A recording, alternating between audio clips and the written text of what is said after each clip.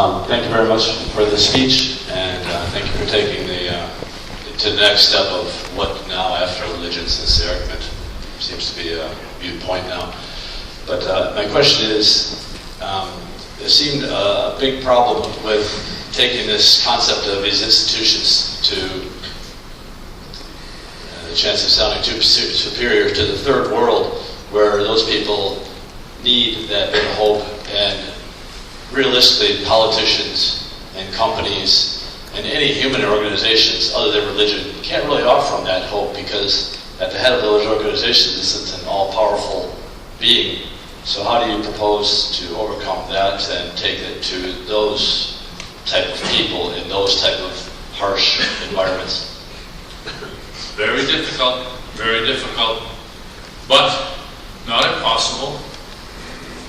And the methods, which I think should be multifarious and multi-pronged and on many, many different levels, and a lot of them are already underway, willy-nilly, because the culture, the internet and the electronic communication is already spreading a lot of new ideas out there.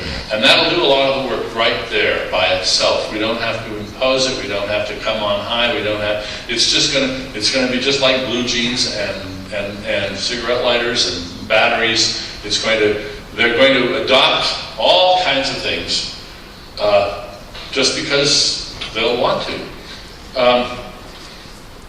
A moment that was actually moving to me was, if you haven't read it, I highly recommend Ayaan Hirsi Ali's book, Infidel.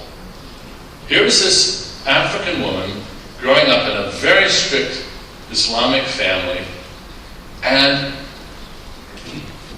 as it were, the one mistake that her father made was letting her go to a school in Kenya where she learned English.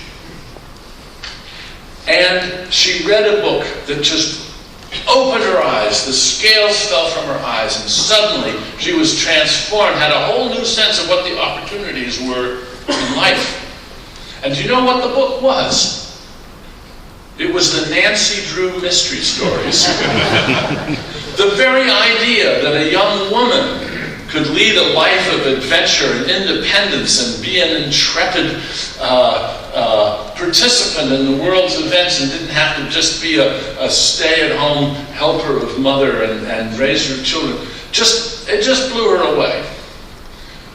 Let's generalize that. There've got to be thousands of variant viruses. The Nancy Drew virus worked for her. Something else will work for other people. Nancy Drew, I don't know if you've ever looked at one of those, which they are not political, they're not religious. And that's their strength. They're just telling a story that can go right into the heart of a young girl and say, wow, what a life. And it's very hard, since they're not overtly political or religious or anything subversive, very hard to build a barrier and say, oh, we can't let the children read that. It's not as if it's X-rated or something like that. But if you let the children read it, they will change. And I think we have to think about all the different ways that we can gently, not impose, but just offer, spread all of these cultural seeds around and let them bloom where they can. A lot of them will fall on stony ground, but a lot of them will take root.